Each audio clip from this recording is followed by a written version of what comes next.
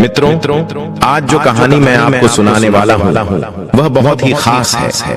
यह कहानी है त्रिया चरित्र की है। जो भी मनुष्य इस कहानी को पूरा सुनता है वह कभी भी अपने जीवन में धोखा नहीं खाता है। इस कहानी को सुनकर आप अपने जीवन में कई बदलाव ला सकते हो। बहुत समय पहले की बात है। किसी राज्य में एक राजा रहा करता था। उसकी राज्य की चर्चाएं बहुत दूर दूर तक फैली हुई थी। उस राजा का पुत्र था जिसकी उम्र कुछ ज्यादा नहीं थी, 12 या 13 वर्ष होगी। वो राजकुमार बड़ा ही सुंदर था। जब राजा ने उसकी शादी की तो राजकुमार उस वक्त मात्र 14 वर्ष का था और राजा अब बूढ़ा हो चुका था। एक दिन राजा ने सोचा कि अपने राजकुमार को राजा बना देते हैं, क्योंकि उस राजकुमार ने कई शादियां की थी और पहले के राजाओं में यही नियम था कि राजा जितनी चाहे उतनी शादी कर सकता था। वह राजा अपने पुत्र राजकुमार को राजा बना देता है। राजकुमार की 7 शादी हो चुकी थी। वह राजकुमार जो कि राजा बना था अपनी पढ़ाई लिखाई फिर भी कर रहा था। वह रोज गुरुकुल में पढ़ने के लिए जाया करता था। और एक दिन की बात है, जब वह राजकुमार पढ़ने के लिए विद्यालय जा रहा था तो रास्ते में उसे पनिहारी मिली और पनिहारिन भी बहुत सुंदर थी। उस पनिहारिन ने राजकुमार से पूछा था कि हे राजा, आप रोज कहाँ जाते हैं? राजकुमार कहता है कि मैं रोज विद्या ग्रहण करने के लिए अपने गुरु के पास जाता हूँ। तो वह कहती है, यह तो अच्छी बात है, लेकिन ये बताइए आपने त्रिया चरित्र पढ़ा है? राजकुमार कहता है कि नहीं, मैंने ये कभी नहीं पढ़ा है। फिर पनिहारिन कहती है कि आप त्रिया चरित्र अवश्य पढ़ना। मित्रों, राजकुमार कहता है कि यह त्रिया चरित्र क्या होता है? पनिहारी ने कहा कि आप यह बात अपने गुरु से जाकर पूछना और त्रिया चरित्र को अवश्य ही पढ़ना। राजकुमार कहता है कि मैं आज ही जाऊंगा और अपने गुरु से जाकर पूछ लूंगा कि आपने मुझे त्रिया चरित्र क्यों नहीं पढ़ाया। इतनी बात कहने के बाद वह राजकुमार वहां से चल देता है। मित्रों, वह पनिहारिन की बात सुनकर वह राजकुमार गुस्से में था। उसकी आंखें लाल थीं। वह अपने गुरु के पास जाकर प्रणाम करता है। गुरुजी ने पूछा कि बेटा क्या हुआ? आज तुम क्रोध में दिखाई दे रहे हो और तुम्हारी आंखें लाल क्यों हैं? क्या बात है, मुझे बताओ। राजकुमार ने क्रोध में जवाब दिया कि गुरुदेव, आपने मुझे त्रिया चरित्र क्यों नहीं पढ़ाया? यह बात आपने क्यों छुपाया? त्रिया चरित्र के बारे में मुझे क्यों नहीं बताया? मित्रों, गुरु कहते हैं, बेटा तुम त्रिया चरित्र नहीं पढ़ पाओगे, क्योंकि त्रिया चरित्र पढ़ना खतरे से खाली नहीं होता है।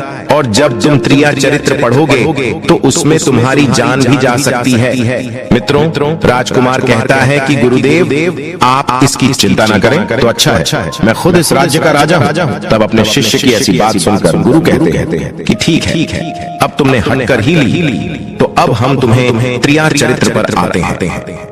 त्रिया चरित्र पढ़ते पढ़ते राजकुमार को 1 साल हो गए और जब 1 वर्ष हो गया तो गुरु ने कहा कि बेटा, अब तुम्हारी पढ़ाई पूरी हो चुकी है, अब तुम घर जा सकते हो और आज से अपने राज्य को चला सकते हो।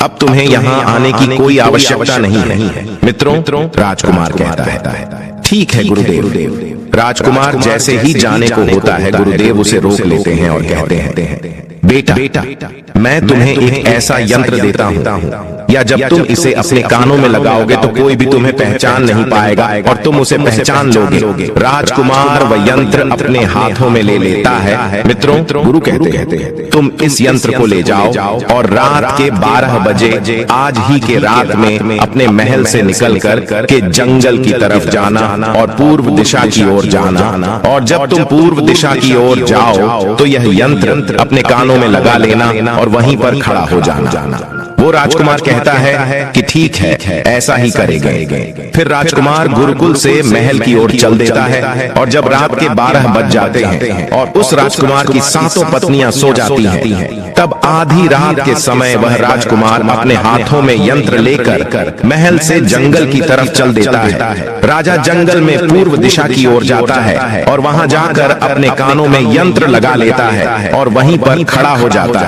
है। तो उसने क्या देखा कि वहीं पनिहारिन जो मुझे रास्ते में मिली थी, वहीं पनिहारिन एक थाली में खाना लेकर जंगल को जा रही है। वहां थोड़ी ही दूरी पर एक संत अपनी कुटिया में रहते थे। वह पनिहारिन संत के पास खाना लेकर जा रही थी। राजा ने देखा कि यह तो वही पनिहारिन है जिसने मुझसे कहा था कि त्रिया चरित्र की पढ़ाई करो, लेकिन पनिहारिन उस राजा को नहीं पहचान पाई, क्योंकि राजा के कानों में यंत्र लगा हुआ था। यंत्र लगने की वजह से राजा किसी को भी पहचान सकता था। राजा ने अपने मन में सोचा कि चलो उसके पीछे चलते हैं कि यह आधी रात को भोजन लेकर संत कुतिया की तरफ क्यों जा रही है, इसका क्या कारण है। मित्रों, वह राजा भी उसके पीछे पीछे छुपता हुआ चल दिया।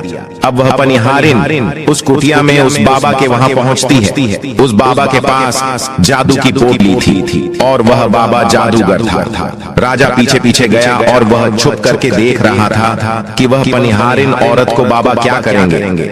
बाबा ने पनिहारिन से कहा, अरे पनिहारिन, पहले तो मुझे ये बता कि आज आने में इतनी देर कैसे लग गई। हाथ जोड़कर पनिहारिन कहने लगी कि महात्मा जी, मेरा विवाह हो चुका है और मेरे पति मुझे ले जाने के लिए आए हैं। हमें लेकर कल चले जाएंगे, इसीलिए हमें उन्हें सुलझाने में थोड़ी देर लग गई और यहाँ आने में भी देर हो गई। मित्रों, जब यह बात साधु ने सुनी कि पनिहारी का विवाह हो चुका है और इसका पति इसे लेने आया है, तो साधु कहता है कि पनिहारिन, इसका मतलब है कि तुम अपने पति के साथ जाना चाहती हो, तो हमारे पास क्यों आई हो। पनिहारिन कहती है कि मैं आपके बिना नहीं रह सकती हूँ, मैं आपके बिना नहीं जी सकती हूँ। तो साधु कहता है कि पनिहारिन, इसके लिए तुम्हें काम करना होगा। साधु एक बड़ा सा चाकू निकलता है और पनिहारिन से कहता है कि पनिहारिन, जाओ अपने पति के गर्दन काटकर यहाँ लेकर आ जाओ। अपने उस पति को मार दो जो हमारे और तुम्हारे बीच में दरार बन रहा है, तब मैं तुम्हें रख लूंगा,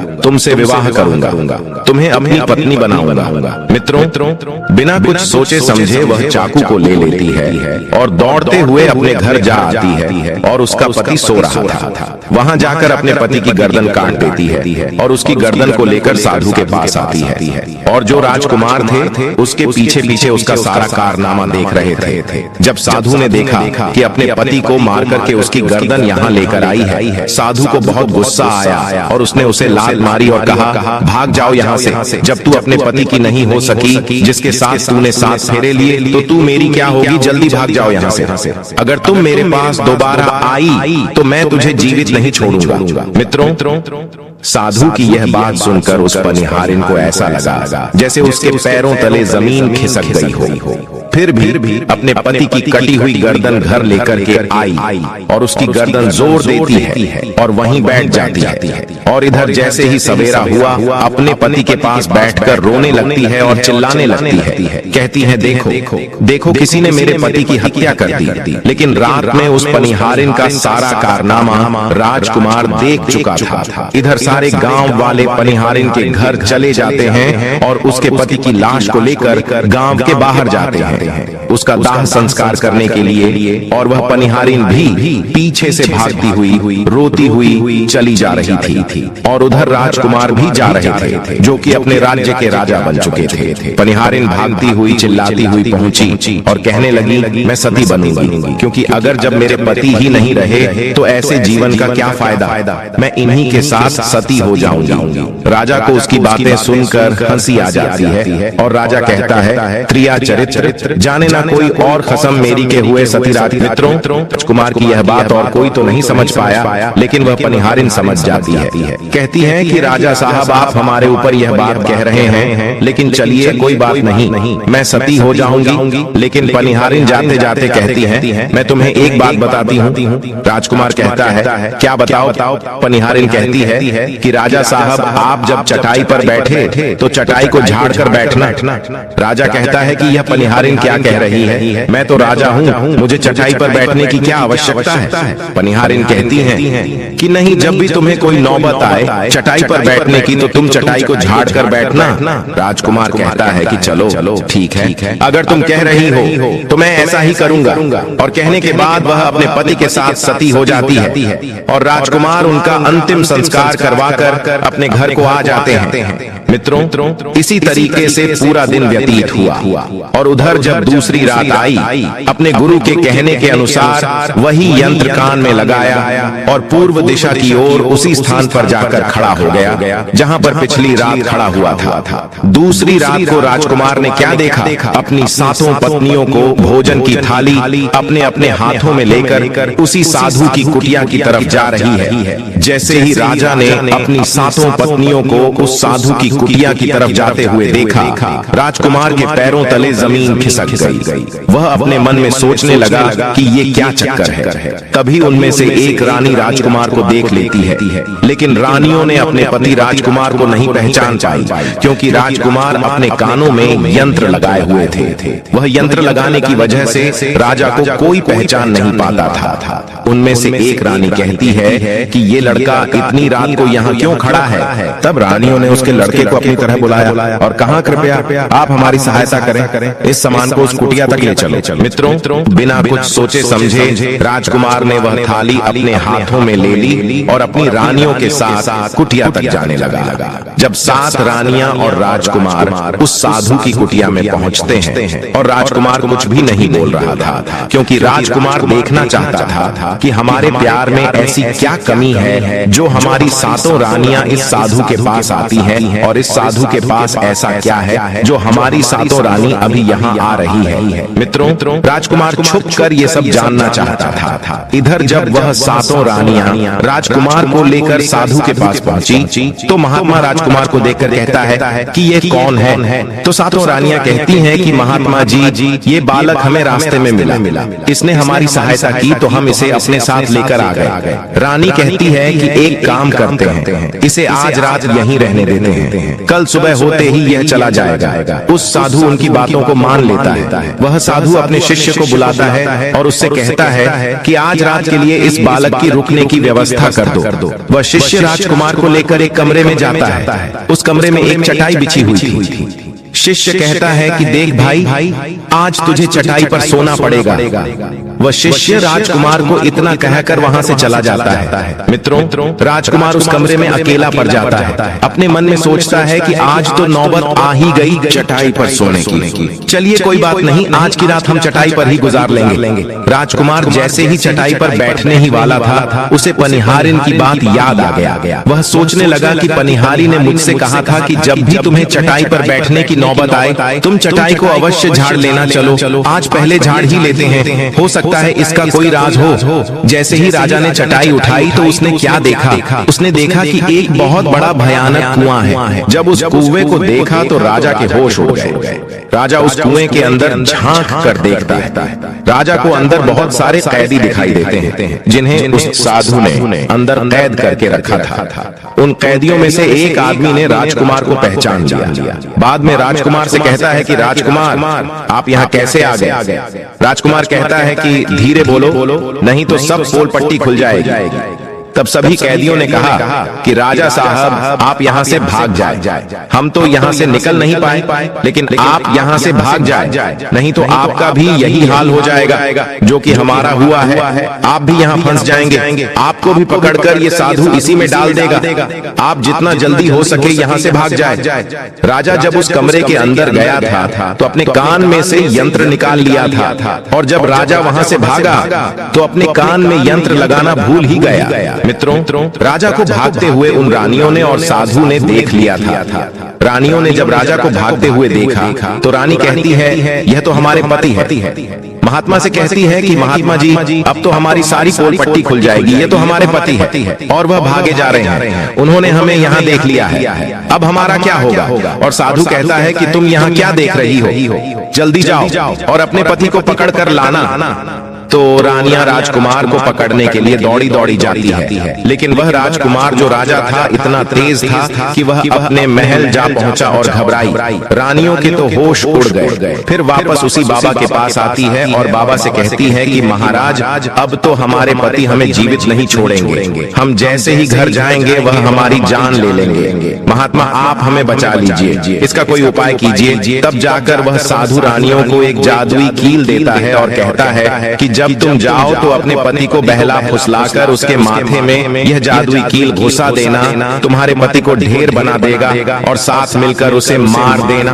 बस कहानी खत्म हो जाएगा। मित्रों, वो 7 रानियां साधु की बात मान लेती हैं और जादुई कील लेकर महल आती है। वह 7 रानियां आपस में विचार करती हैं कि राजा सबसे ज्यादा प्रेम सबसे छोटी वाली रानी को करते हैं, तो वह रानियां मिलकर जादू वाला कील छोटी रानी को दे देती है और कहती कहती हैं, ये लो तुम्हारा काम है, तुम किसी भी तरह राजकुमार के सर में ये कील गाड़ देना। तो छोटी वाली रानी कहती है ठीक है, और छोटी वाली रानी कील ले लेती है। जब राजा ने उन 7 रानियों को आते हुए देखा तो क्रोध में कहा कि पहले तुम यहीं रुको, पहले मुझे यह बताओ कि हमारे राज्य में और मुझ में ऐसी क्या कमी है कि तुम आधी रात को उस साधु के पास जाते हो, इसका क्या कारण है? 7 रानियां हाथ जोड़कर कहती हैं, महाराज हमें माफ कर दीजिए, हमें लगता है कि उस साधु बाबा ने हम पर कोई जादू टोना कर दिया था, इसीलिए हमसे ऐसी गलती हो गई।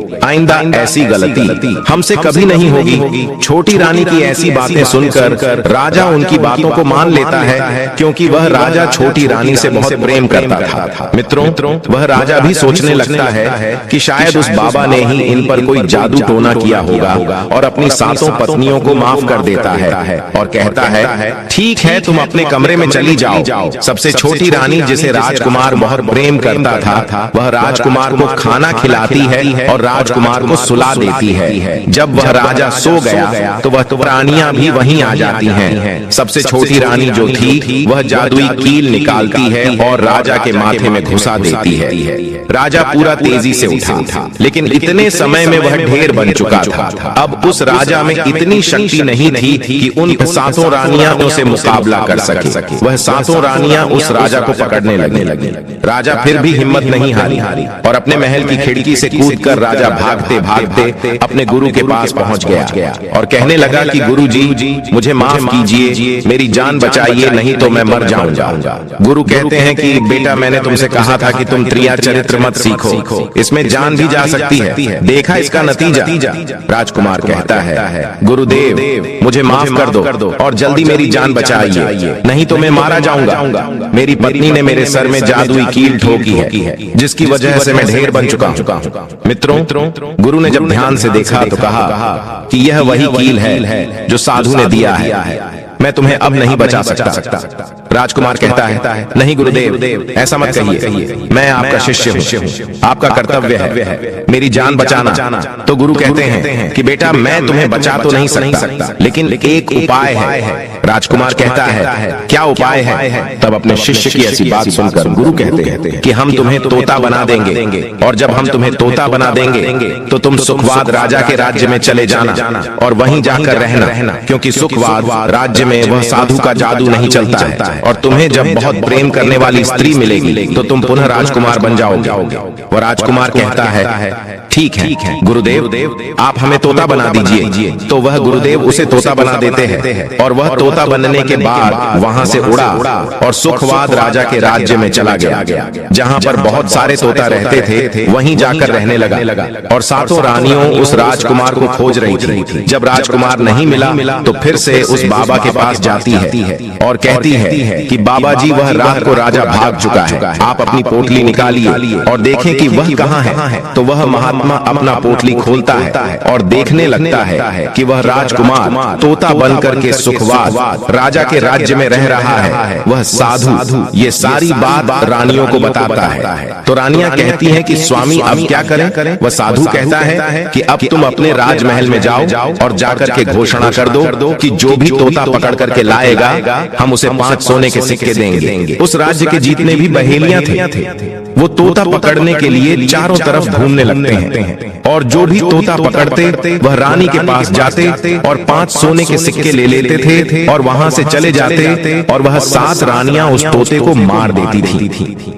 ऐसे ही धीरे धीरे बहुत समय निकल गया, और वो राजकुमार जो तोता बनकर जहां गया था, वहां सारे तोते को बहुत अच्छी अच्छी बातें करता था, उन्हें बहुत ज्ञान की बातें बताता था। तो सारे तोता को लगा कि यह तोता तो बहुत समझदार है, ये तोता तो बहुत अच्छी अच्छी बातें करता है, इसे हम अपना राजा बना लेते हैं। और सभी तोता मिलकर उसे राजा बना लेते हैं। राजकुमार सभी तोतों का राजा बन जाता है और वही छुप कर रहने लगता है। एक बहेलिया बहेलिया तोता पकड़ते पकड़ते सुखवाद राजा के राज में पहुंच जाता है और वह उसी पेड़ के पास पहुंच जाता है जहां पर वह राजकुमार तोता बनकर छुपकर रहता था। जब उस बहेलिये ने इतने सारे तोते को देखा तो अपने मन में सोचा कि अगर हम इतने सारे तोते पकड़कर रानी के पास ले जाएंगे तो हमें बहुत सारी सोने के सिक्के मिल जाएंगे। लेकिन वह बहेलिया सोचता है कि मैं इतने सारे तोते पकड़ कर कैसे ले जाऊं। फिर अगली सुबह सारे तोते दाना चुगने के लिए उड़ जाते हैं। तभी वह बहेलिया उस पेड़ के पास जाकर उसकी डालों पर चाकू से कट लगा देता है, जिस कारण से उस पेड़ की गोंद निकलती है और उसी गोंद के कारण तोते उस पेड़ पर चिपक जाने वाले थे।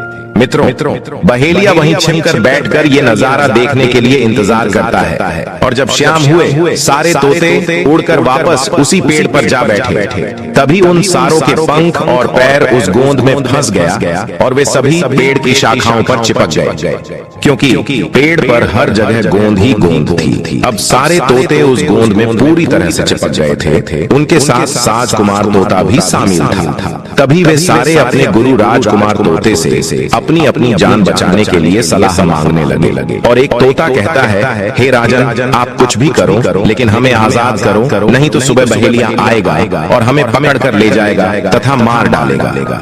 मित्रों, तभी राजकुमार उन सभी को शांत करके कहता है, मेरी बात को ध्यान से सुनो। जब सुबह बहेलिया आएगा तब तुम सभी मरने का नाटक करो, जिस कारण से वह बहेलिया तुम्हें निकालकर जमीन पर रख देगा।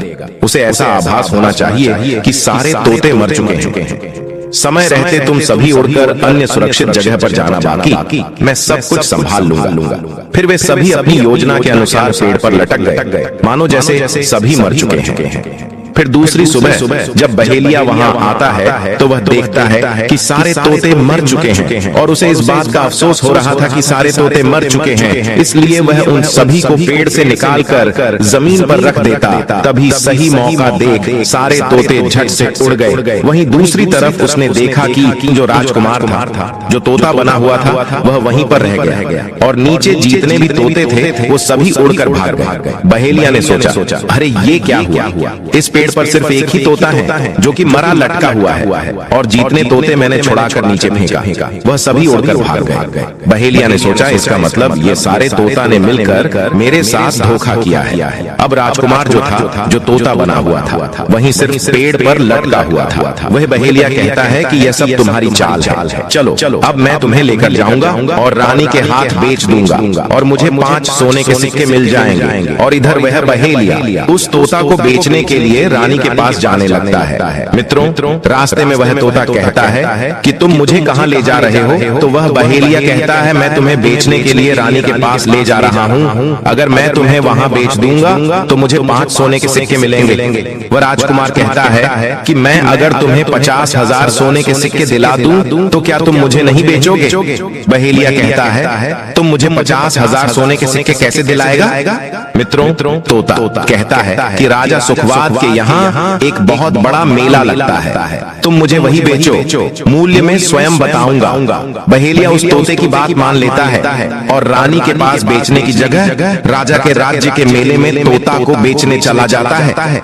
और राजा के राज्य में यह नियम था, अगर किसी व्यक्ति का सामान शाम तक नहीं बिके तो वह राजा स्वयं आकर उसे खरीद लेता था। बहेलिया उस तोते को लेकर बाजार में पहुंचा हुआ था। जब कोई व्यक्ति उस तोते को खरीदने आता है तो वह पूछता कि यह कितने का है? तो वह बहेलिया कहता है कि तोता अपना दाम स्वयं बताएगा। तो वह तोता अपना दाम इतना बता देता कि कोई भी व्यक्ति उसे खरीद ही नहीं पाता। ऐसे ही करते करते शाम हो गई और अब सभी अपनी अपनी दुकान लेकर चले गए। सभी का दुकान उजड़ गया था, बस एक बहेलिया और एक तोता ही रह गए थे। इधर राजा ने अपने सिपाहियों को आदेश दिया कि जाओ देख कर आओ, किसी का सामान तो नहीं रह गया है। जब राजा के सिपाही आए तो उन्होंने देखा कि एक बहेलिया तोता को लेकर बैठा हुआ है। सिपाही बहेलिया से कहते हैं कि बहेलिया, तुम्हारा तोता क्यों नहीं बिका? तुम इसे कितने में बेच रहे हो? तो तोता कहता है कि जो इन्हें 50,000 सोने के सिक्के देगा वही मुझे खरीद पाएगा।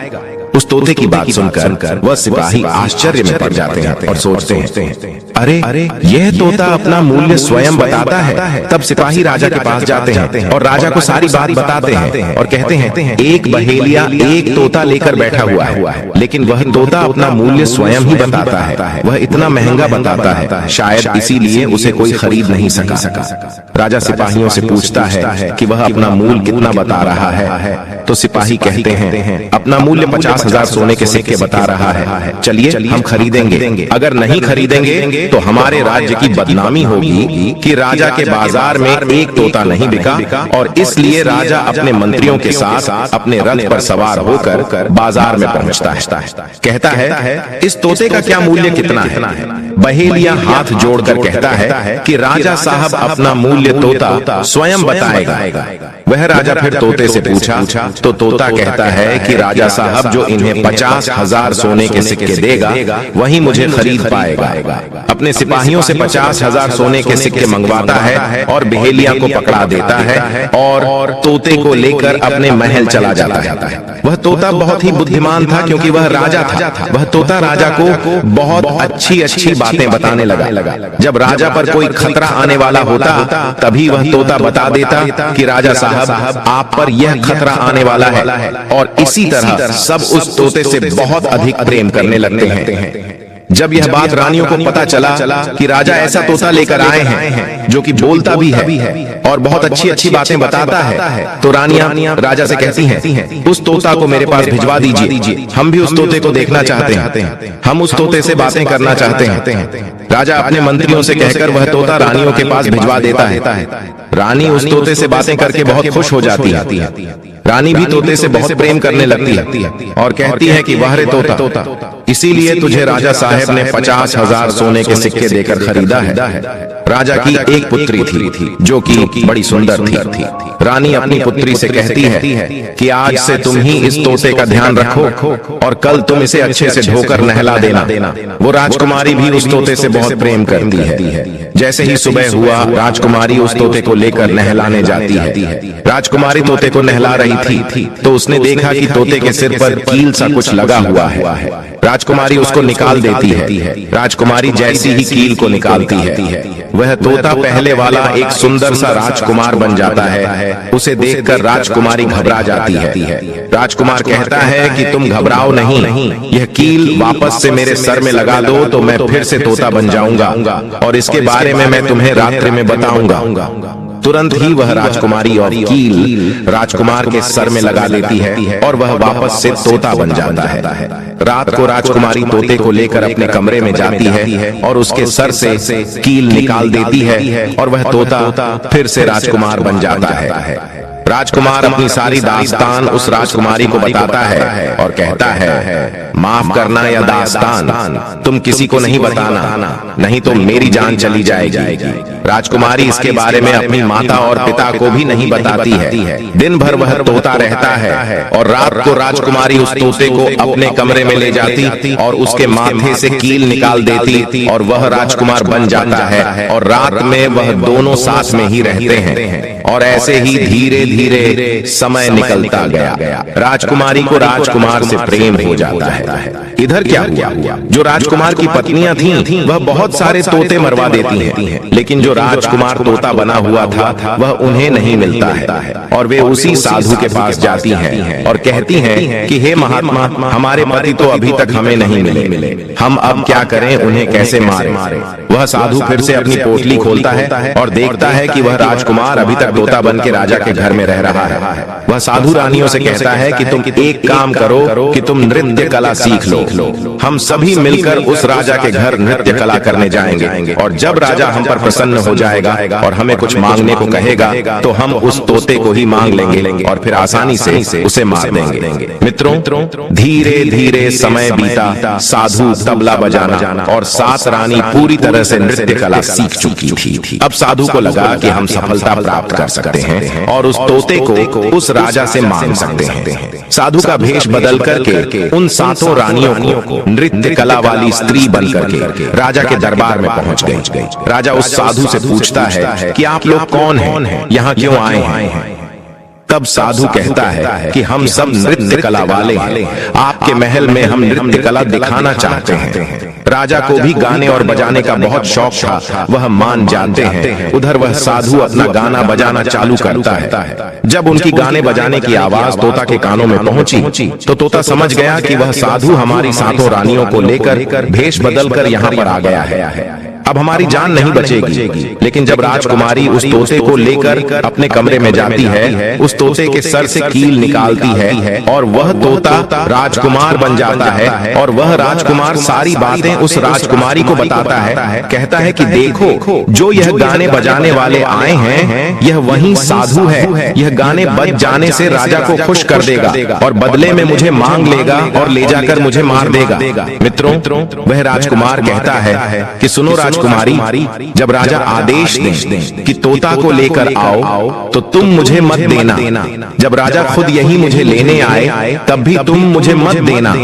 कहना कि तोता को नहीं दूंगी। और जब राजा न माने, राजा तुमसे जिद करे और मुझे मांगे, तब तुम गुस्से में आकर के पिंजरे को फेंक देना। उसके बाद मैं अपने बचने का रास्ता हम स्वयं ही ढूंढ लेंगे। राजकुमारी कहती है कि ठीक है। और वहां गाना बजाना हुआ तो राजा प्रसन्न होकर उन्हें कहते हैं कि मांगो, क्या मांगना चाहते हो। वह साधु कहता है कि जो आपके पास तोता है, जो आप कुछ दिनों पहले ही खरीद है, वह तोता आप मुझे दे दो। राजा कहता है ठीक है। राजा अपने मंत्री को आदेश देता है कि जाओ उस तोते को लेकर आओ। मंत्री राजकुमारी के पास पहुंचता है और कहता है कि यह तोता मुझे दीजिए। राजकुमारी कहती है नहीं दूंगी। मंत्री कहता है कि देखिए, आप जिद मत कीजिए। राजकुमारी कहती है कि तुम जाओ और मेरे पिताजी को यहाँ भेजो, वहीं आकर इसे ले जाएंगे। मंत्री राजा को जाकर सारी बात बताता है। राजा स्वयं आता है उस तोते को लेने के लिए। वह राजा जाकर कहता है कि बेटी, यह तोता मुझे दे दो। यह नृत्य कला वाले को देना है, जो यहाँ गाना बजाना किए हैं, यह उन्हें देना है। तो राजकुमारी कहती है कि पिताजी, यह तोता मैं नहीं दूंगा। क्रोध में आकर राजा कहने लगा कि तू कैसी बातें कर रही हो, इसे देने का मैंने वादा किया है। जब राजकुमारी ने राजा को क्रोध में देखा तो राजकुमारी को भी गुस्सा आ गया और राजकुमारी गुस्से में पिंजरे को जमीन पर फेंक देती है। वह पिंजरा जैसे ही जमीन पर गिरा, वह टूट गया और तोता जो था वह चावल का दाना बन गया। और जैसे ही साधु को यह बात पता चली, साधु भी तुरंत कबूतर बन जाता है और उस दाने को कबूतर खाने लगता है। उसमें से जो एक दाना था, बस वही राजकुमार था। जैसे ही वह दाना कबूतर खाने वाला होता है, राजकुमार बाज बन जाता है और एकदम से कबूतर पर झपटता है और उसे मार देता है। इस तरह से उस साधु की मृत्यु हो जाती है। राजा यह सब देखकर आश्चर्यचकित हो जाता है। उस कबूतर को मारकर फिर से तोता बन जाता है और जो राजकुमारी थी उस तोते से कील निकाल देती है और वह फिर से पहले जैसा राजकुमार बन जाता है। राजकुमारी अपने पिता को सारी बात बता देती है। राजकुमार कहता है कि देखिए राजा साहब, मैं भी एक राजा हूँ और मैं आपकी बेटी से प्रेम करता हूँ और मैं उनसे शादी करना चाहता हूँ। वह राजा अपनी पुत्री से पूछता है कि बेटी, क्या तुम इससे शादी करना चाहती हो? तो राजकुमारी कहती है कि पिताजी, मैं इसे प्रेम करती हूँ। और फिर राजकुमार उस राजा की पुत्री से विवाह करके अपने महल जाता है और जो उनके 7 पत्नियां थीं उनको पकड़कर बंदी गृह में बंद करवा देता है और राजकुमार खुशी खुशी उस राजकुमारी के साथ रहने लगता है। दोस्तों, जब कोई स्त्री कभी कभी किसी परिस्थिति में चतुराई या चालाकी दिखाती है या दूसरों को बेवकूफ मानते हुए कोई अभिनय ढोंग पाखंड करती है तो इसे ही त्रिया चरित्र कहते हैं, जिसे पढ़ने के बाद राजा को अपनी जान बचाने के लिए क्या क्या नहीं करना पड़ा, क्योंकि राजा को स्त्री के त्रिया चरित्र की पूरी जानकारी हो चुकी थी कि कैसे जब एक स्त्री को अपना स्वार्थ दिखने लगता है तो वह अपने लोगों को भी बेवकूफ बनाकर अपना स्वार्थ को पूरा करती है और उसके साथ रहने वाले लोगों को इसके बारे में भनक तक नहीं लगता कि यह स्त्री त्रिया चरित्र की खेल कर रही है। मित्रों, जो आपके दिल के करीब है उसके बारे में आप पूरी जानकारी रखिए कि उसके अंदर खुद को लेकर कोई स्वार्थ तो नहीं छुपा है, और अगर ऐसा है तो आप उनसे थोड़ा दूर ही रहें, क्योंकि ऐसे में आपको जिंदगी के हर कदम पर धोखा ही मिलेगा। क्योंकि एक स्वार्थी स्त्रियां अपनी स्वार्थ के लिए जिंदगी में कुछ भी कर सकती है। मित्रों, तो उम्मीद है आपको यह कथा अच्छी लगी होगी। इसे पूरा सुनने के लिए आप सभी का धन्यवाद। कमेंट में जय श्री कृष्ण जरूर लिखें। साथ ही वीडियो को लाइक करके चैनल को सब्सक्राइब करना ना भूलिए।